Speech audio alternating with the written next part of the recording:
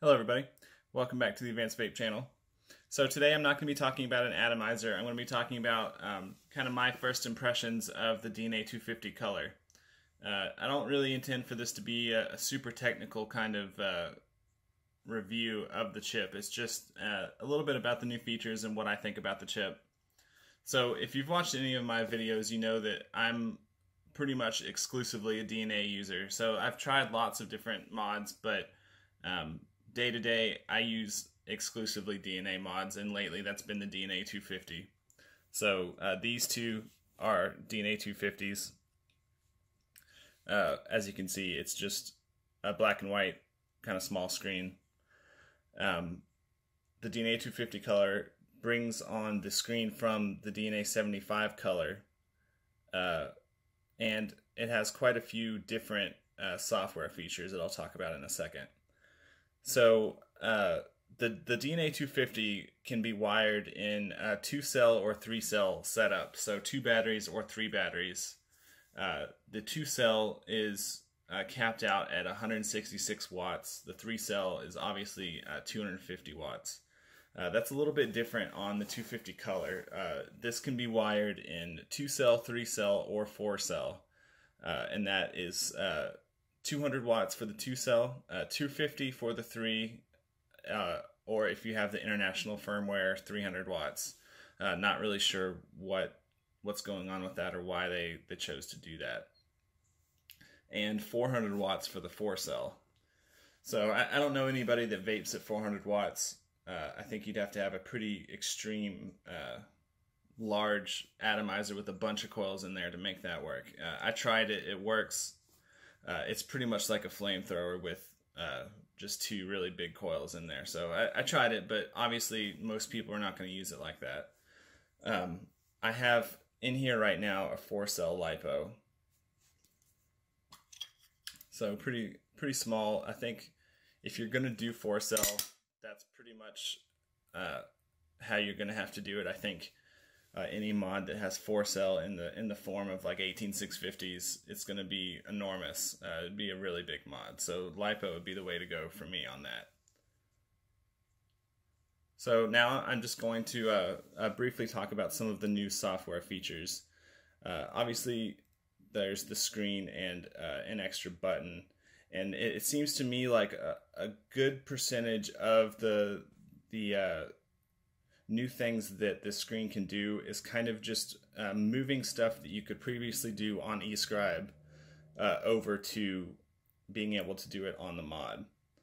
Aside from that, it's a super customizable interface. It's almost ridiculous the degree to which you can modify every little thing about the interface. So there's not a single piece of information on here that you can't move around or change or whatever. You know, where it says 95%, I could move that, get rid of it, put the time there, or whatever I wanted to do.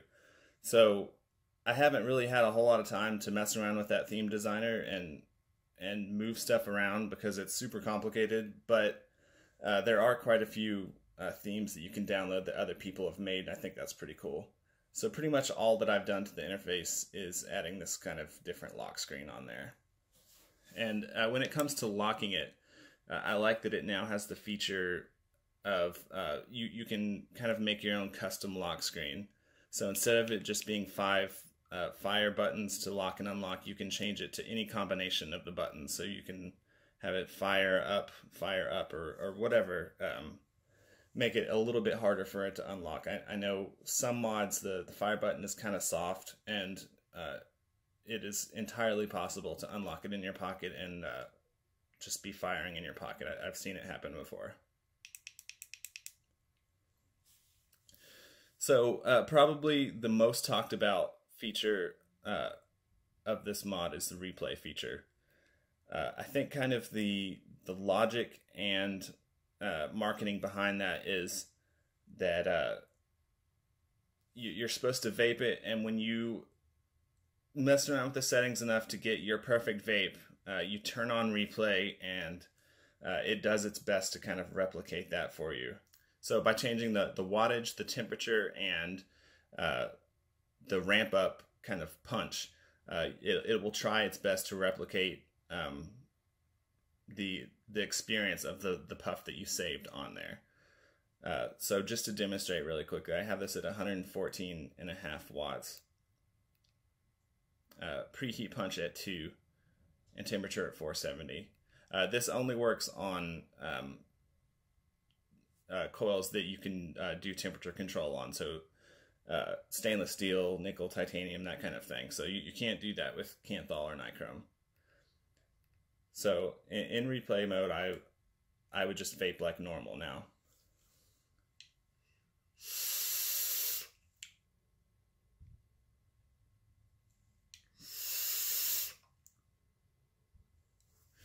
And let's say that last one was really good and I like it. I just go to save puff. And now it'll do its best to replicate that.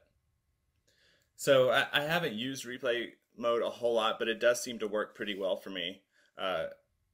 It's pretty consistent for me in replicating the build, or the puff that I had previously. So another one of the new modes is watt boost, and to me it's kind of like trying to replicate what a lot of people like about mech mods. It has, depending on your build, a really fast hard punch at the beginning, a really fast ramp up, and that allows you to have that experience with much bigger coils. So it adds a strong punch to the beginning of the fire to heat up big coils really quickly and make the vape happen really fast and kind of strong and intense. And you can change the degree to which the punch is there, from being off, which kind of defeats the purpose, all the way up to 11, and that is really strong. So in my experience using it, if you're putting it on a really big setup, it actually works extremely well. That kind of brings me to my point about this mod. When I first tried a DNA mod, you can have the same atomizer and the same wattage in wattage mode on a DNA device and compare it to a Chinese chip mod, and it just vapes better to me. The way that it applies power is better. I enjoy it more. Can't really put it into words, but just the way that it ramps up, I really enjoy it, and I feel like it works better than other mods, even in wattage mode. And that's not even talking about how much better these mods are at temp control. So the way I felt about the DNA 200 and 250 compared to other mods, I feel that way about the 250 color compared to the DNA 250. It's just the way that it applies power is better than the 250. It ramps up super fast and just hits faster than the 250 for me. And even in normal wattage mode, I find myself really, really enjoying the way that it hits, even compared to the DNA 250. So I think if you like DNA mods, or you've never had a DNA mod before, the 250 color is a no-brainer, absolutely the one to go for. I've been really enjoying using it and messing around with it, and I haven't even really dove down deep into all of the stuff that you can do on eScribe. So I'll definitely be building more of the 250 colors and kind of change over to that over the next few months, because I really enjoy the vape off of it. On the whole, I think it's pretty amazing. They've added different features to kind of replicate the best parts of the experience from other vapes, like the mech mod with the watt boost.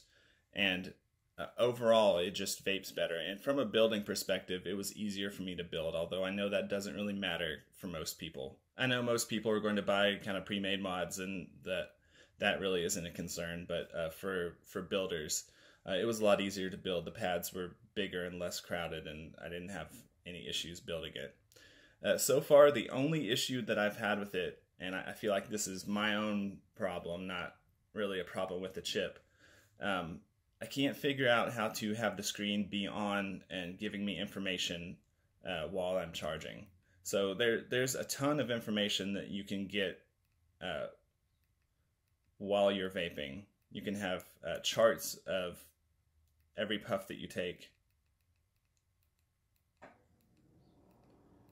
and quite a bit of information.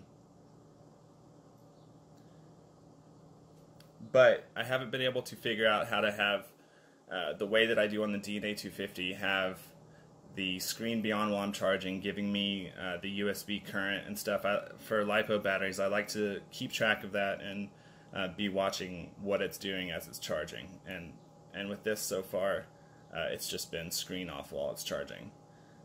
So I feel like there probably is a way to do that, but I haven't figured it out yet. And that's really my only negative on this.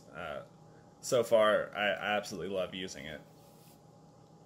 So that'll bring us to the end of this really short video about the DNA 250 color, what I think about it. If you like this video and our channel, give us a like and subscribe. And as always, if you have any questions, leave them below in the comments or send me an email. Thanks.